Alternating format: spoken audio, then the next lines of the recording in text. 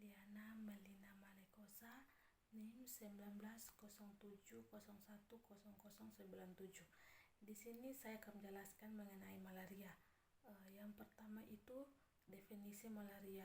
Kita ketahui bahwa malaria merupakan penyakit infeksi yang disebabkan oleh parasit Plasmodium yang dapat ditandai dengan demam, hepatosplenomegaly, dan anemia, di mana Plasmodium ini hidup dan berkembang biak dalam sel darah merah manusia. Penyakit ini secara alami ditularkan melalui nyamuk Anopheles betina. Yang kedua adalah etiologi. Di sini yang pertama adalah Plasmodium vivax, menimbulkan malaria vivax atau malaria tertiana ringan. Yang kedua adalah Plasmodium falciparum. Di sini menimbulkan malaria falciparum atau malaria tertiana berat, malaria perniciosa, dan black water fever.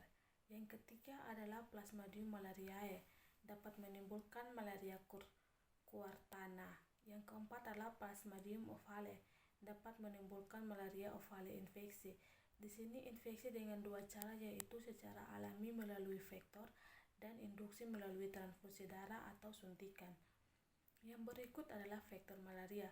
Kita ketahui bahwa malaria ditularkan melalui nyamuk Anopheles genus Plasmodium, yaitu spesies Anopheles, di mana jumlah nyamuk di dunia ditemukan kurang dari 300 spesies nyamuk, sedangkan untuk Anopheles sendiri telah ditemukan adalah 400 spesies.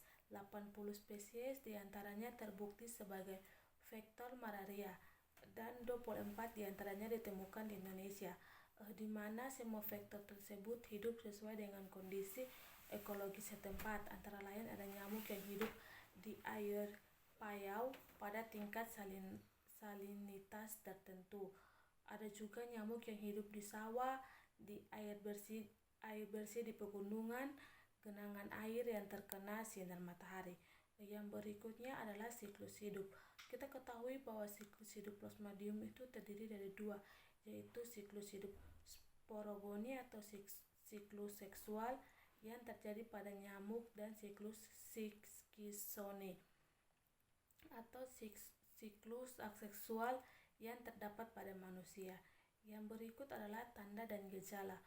Kita ketahui bahwa gejala penyakit malaria itu dipengaruhi oleh daya pertahanan tubuh penderita, waktu terjadinya infeksi pertama kali, hingga timbulnya penyakit disebut sebagai masa inkubasi. Sedangkan waktu antara terjadinya infeksi hingga ditemukannya parasit malaria di dalam darah disebut periode paraten, di mana keluhan yang bisa muncul sebelum gejala demam adalah gejala prodromal seperti sakit kepala, lesu, nyeri tulang, anoreksia, perut tidak enak, diare ringan, dan kadang merasa dingin di punggung. Di sini gejala yang khas yaitu trias malaria, yaitu menggigil, panas, dan berkeringat banyak. Sedangkan gejala dan tanda lainnya yang dapat ditemukan adalah demam, splenomegaly, anemia, ikterus, sakit kepala, mual muntah, diare, dan nyeri otot. Yang berikut adalah klasifikasi parasit. Menurut WHO, malaria dapat diklasifikasikan menjadi 5, yaitu Plasmodium falciparum, Plasmodium vivax, Plasmodium ovale, Plasmodium malariae, dan Plasmodium knowlesi. Yang berikut adalah patofisiologi malaria. Kita ketahui bahwa gejala malaria itu timbul saat pecahnya eritrosit yang mengandung parasit, di mana demam mulai timbul bersamaan dengan pecahnya skison darah yang mengeluarkan macam-macam antigen. Di sini antigen akan merangsang makrofag, monosit atau limfosit yang mengeluarkan berbagai macam sitokin, di antaranya tumor necrosis factor atau TNF. Kita ketahui bahwa TNF itu akan dibawa aliran darah ke hipotalamus yang merupakan pusat pengaturan suhu tubuh manusia. Sebagai akibat demam terjadi vasodilasi perifera yang mungkin disebabkan oleh bahan vasoaktif yang diproduksi oleh parasit. di mana limfa merupakan organ retikuloendotelial. Di sini pembesaran limfa itu sendiri disebabkan oleh terjadinya peningkatan jumlah eritrosit yang terinfeksi parasit, teraktifasinya sistem retikuloendotelial untuk memfagositosis eritrosit yang terinfeksi parasit dan sisa eritrosit akibat hemolilis. Yang berikut adalah data epidemiologis.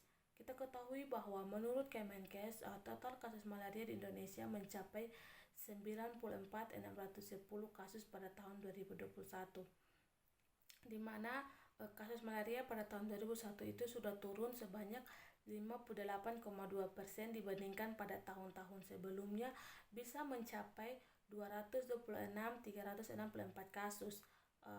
Di mana jika dilihat trennya sejak 2018 kasus malaria yang terjadi di Indonesia sendiri cenderung menurun. Meskipun demikian, kasus malaria sempat meningkat pada tahun 2019 mencapai 256.228 kasus. Kemudian kasusnya menurun pada tahun 2020 dan kembali menurunnya pada tahun 2021, di mana kasus malaria ini tertinggi masih terkonsentrasi di Indonesia bagian timur, di mana Papua menjadi provinsi dengan kasus malaria tertinggi di tanah air, yakni mencapai 86,022 dari total. Kemudian disusul oleh Nusa Tenggara Timur dengan kasus malaria mencapai 2,393 kasus atau 2,5%. Setelah adanya Papua Barat dengan kasus malaria sebanyak 1,841 kasus atau 1,94%. Yang berikutnya adalah rantai penularan. Kita ketahui bahwa penyakit malaria ini disebabkan oleh parasit yang disebut Plasmodium spp yang hidup dalam tubuh manusia dan dalam tubuh nyamuk, di mana parasit atau Plasmodium ini hidup dalam tubuh manusia. Menurut epidemiologi, penularan malaria secara alamiah terjadi akibat adanya interaksi antara 3 faktor, yaitu host, agent, dan environment, di mana manusia merupakan host vertebrata dari Human Plasmodium dan nyamuk sebagai host invertebrate, sementara Plasmodium sebagai parasit malaria sebagai agen penyakit yang sesungguhnya. Sedangkan faktor lingkungan dapat dikaitkan dalam beberapa aspek seperti aspek fisik, biologis, dan sosial ekonomi. Yang berikut adalah faktor risiko, di mana faktor risiko yang pertama adalah faktor risiko manusia dan faktor risiko nyamuk atau host, di mana manusia itu adalah umur, jenis kelamin, imunitas, ras, dan status gizi. Untuk nyamuk itu sendiri adalah perilaku nyamuk dan frekuensi menggigit nyamuk, siklus gonotrofik, dan faktor yang lain. Untuk faktor lingkungan adalah ada lingkungan fisik, yaitu suhu udara, kelembapan udara, ketinggian angin, hujan, sinar matahari, arus air, tempat perkembangbiakan nyamuk, keadaan dingin, pemasangan kawat kasa, lingkungan kimia, dan lingkungan biologis. Untuk lingkungan sosial ekonomi dan budaya itu seperti kebiasaan keluar rumah, pemakaian kelambu, obat anti nyamuk, dan pekerjaan pendidikan. Untuk faktor agen adalah Plasmodium, di mana agen atau penyebab penyakit adalah semua unsur atau elemen hidup ataupun tidak hidup di mana dalam kehadirannya, bila diikuti dengan kontak efektif dengan manusia yang rentan akan menjadi stimulasi untuk memudahkan terjadinya suatu proses penyakit.